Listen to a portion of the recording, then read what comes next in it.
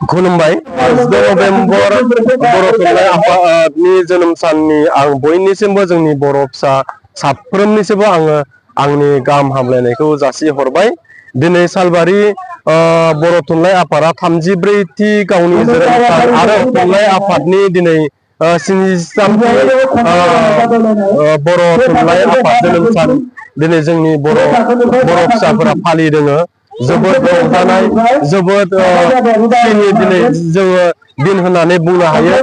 जाय थुनलाइया जोंनि बर' हारिनि रावखौ गोबां गोजौ फारसे दावखोलांहोबाय। दिनै बर' थुनलाइ आफादा दिनै 7,000 बर' रावनि सोदोब बिहुं दिहुनबाय। जोंनि बर'आ दा फिसा हारि नङा, जोंनि गोबाङानो जोंखौ फिसा हारि होननानै सानो, नाथाय जोङो फिसा हारि नङा।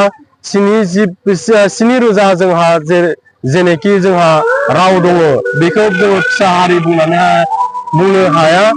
दा बिनि अनगायैबो जोंहा लेखायाव सोदोब बिहुंआव लिरजायै रोजा रोजा जोंहा भाषा दङ, राव दङ, सोदोब दङ, बेखौ जों बाहायजोबाखै।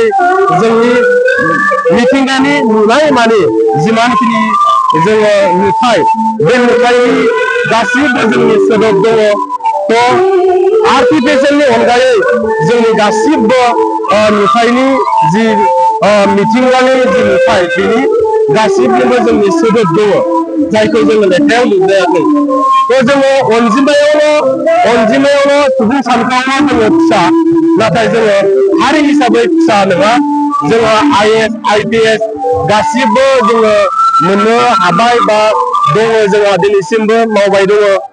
जोंहा पलिटिकेलिबो जोङो गाहाय नङा, जों खम नङा।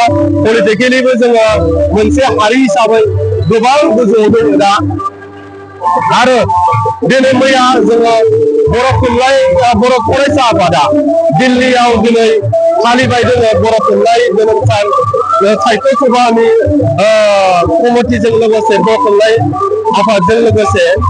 आरो बेयाव जोंनि नरेन्द्र मदिखौ मैया लिंनानै लाबोदों बड'लेण्ड महासभायाव। बेबायदिनो जोंनि मोनसे बियो सिनायथि, बियो जोंनि मोनसे सिनायथि होननानै बुंनो हागोन। दिनै मैया नरेन्द्र मदिया जोंनि भाषाखौ, जोंनि जातिखौ बाख्नायनाय लोगो लोगोनो गासै बुहुमनि मानसिफोरा जोंखौ बर' दं, बर' हिसाबै जोंखौ सिनायथि मोनबाय होननानै आं सिनायो। नङाबा जोंनि बर'खौ सोर मा बबेयाव दं बेखौ जों मिथियामोन। मैया नरेन्द्र मदिनि जोंनि गाहाय मन्त्रि इण्डियानि भारतनि गाहाय मन्त्रिनि खुगाजोंनो गासै बुहुमनि मानसिनोनो बिथांनि खुगाजोंनो जोङो जोंनि बर' फरायसा आफाद, बर' थुनलाइ आफाद बेखौ जोंखौ बर' जातिखौ बुहुमावनो फोरमायना होबाय होननानै आं सानो।